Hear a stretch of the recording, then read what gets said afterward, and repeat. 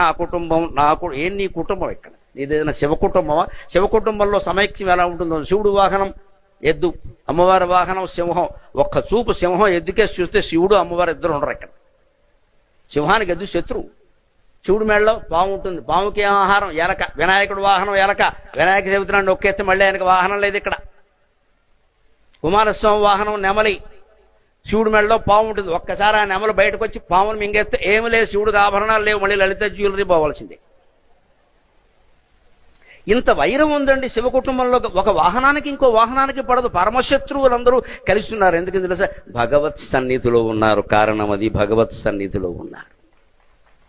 ఇంత సామరస్యం. పరస్పర శత్రువులు ఏ జంతువుకి ఇంకో దాంతో పడదు. అవన్నీ కలిసి కాపురం చేస్తున్నాయి ఇక్కడ.